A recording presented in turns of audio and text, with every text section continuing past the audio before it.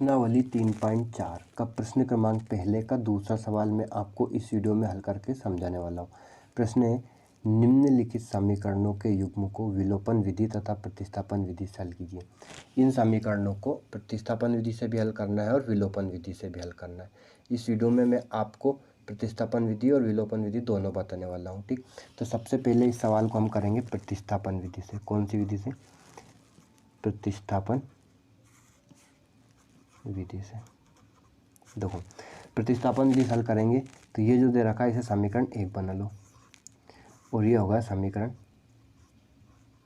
2। ठीक, समीकरण 1 बना लिया, इसको बना लिया समीकरण 2। ठीक, अब देखो क्या करना है। समीकरण 1 से प्रतिस्थापन विधि में सबसे पहले क्या करते हैं, समीकरण 1 से तो लिखेंगे समीकरण 1 से। देखो, समीकरण 1 से समीकरण 1 को लिख लेंगे। समीकरण 1 क्या है, 3x + 4y = 10। समीकरण 1 से हमें x का मान प्रतिस्थापित करना है तो इस 4y को बराबर के उधर पहुंचा देंगे तो ये क्या जाएगा, 3x ऐसा कैसे, 10 भी ऐसा कैसे। 4y बराबर के उधर गया तो वो किसका हो जाएगा, प्लस से माइनस, चिन्ह परिवर्तित हो जाते हैं। ठीक, अब इस 3 को कहाँ पहुँचाएंगे, बटे में, तो x बराबर कितना हो जाएगा, 10 - 4y/3। ये बन गया समीकरण 3। क्या होगा, समीकरण 3। क्यों? क्योंकि यहाँ x के साथ कुछ भी नहीं है। अब ये मान x का मान समीकरण 2 में रखना है। समीकरण 1 से प्राप्त x का मान कितना है, क्या आया, जो भी आया है वो समीकरण 2 में रखना है। तो अपन क्या लिखेंगे, x बराबर 10 - 4y/3 समीकरण 2 में रखना है। किसमें? 2 में रखने पर समीकरण 2 क्या है, 2x - 2y = 2। 2x - 2y = 2। ठीक, अब देखो 2x के स्थान पे क्या लिखना है, 10 - 4y/3। ठीक, x बराबर क्या लिखे, 10 - 4y/3, फिर क्या, -2y = 2। अब देखो, इस 3 का गुणा करना है इन दोनों संख्याओं में और इस 2 का गुणा करना है इन दोनों संख्याओं में। ठीक, समझे ना। ये जो बटे में 3 है उसका गुणा करना है -2y में और 2 में, और 2 का गुणा करना है 10 में और 4y में। देखो, 2 का गुणा 10 में किया कितना जाएगा, 10 दूनी 20, माइनस 2 का गुणा 4 में किया 2 चौके 8y, 3 का गुणा 2y में करेंगे तो 3 दूनी 6y, 3 का गुणा 2 में करेंगे कितना जाएगा, 6।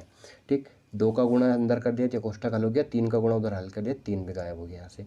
अब क्या करना है, देखो समान चर 8y और 8y दोनों माइनस 6y, दोनों माइनस का जुड़ जाएगा, कितना हो जाएगा, 20 - 8 6 14y बराबर कितना हो जाएगा, 6। 20 को बराबर के उधर पहुँचा देंगे तो -14y ऐसा कैसे बराबर 6 भी। 20 बराबर के उधर जाएगा तो प्लस का है, किसका हो जाएगा, माइनस का हो जाएगा। अब 20 में से 6 घटा देंगे तो -14y बराबर कितना हो जाएगा, -14। 20 में से 6 गए, 14 बचे, बड़ी संख्या माइनस की इसलिए माइनस, माइनस से माइनस कट गया। 14 को बटे में पहुँचा देंगे 14 के, तो कितना जाएगा, 14/14। 14 14 एक बार में कट गया, y का मान कितना गया, 1। y बराबर कितना गया, 1 आ चुका है। अब y का मान 1 आ गया तो अब किसका मान निकालना है, हमें x का मान निकालना है। तो y का मान समीकरण 3 में रखना है। किसमें, समीकरण 3 में। तो क्या लिखेंगे, y बराबर 1 समीकरण 3 में रखने पर, समीकरण 3 है x बराबर 10 - 4y/3। देखो यहाँ x बराबर कितना, y बराबर कितना रख देंगे, 1 रख देंगे, तो x बराबर 10 - 4, y के स्थान में क्या लिख दिया, 1 लिख दिया, बटे में कितना है, 3 है। तो y बराबर 10 - 4 का गुणा 1 में हुआ, 4 एकम 4, बटे में क्या है, 3 है। 10 में से 4 गए कितने बचे, 6/3। 3 से 6 को कितने बार हम काट देंगे, 2 बार में। तो y का मान कितना आ गया, 2 आ चुका है। ठीक, x y बराबर 1 और सॉरी यहाँ x है ना, ठीक है, x बराबर कितना गया, 2 आ गया। तो ये कौन सी विधि से हल किया हमने, इसे प्रतिस्थापन विधि से। कौन सी विधि से, प्रतिस्थापन विधि से। अब इसी सवाल को हम कौन सी विधि से हल करेंगे, विलोपन विधि से। कौन सी, विलोपन विधि से। देखो अब विलोपन विधि हल करेंगे, विलोपन विधि। सवाल क्या है, 3x + 4y = 10, 2x - 2y = 2। ये है समीकरण 1 और ये है समीकरण 2। ठीक, अब देखो विलोपन विधि में क्या करना है, दोनों के एक चर को समान करना है। यहाँ पे 3x है और यहाँ पे क्या है, 2x है। इस x वाला चर यहाँ पे 3 है और यहाँ पे क्या है, 2 है।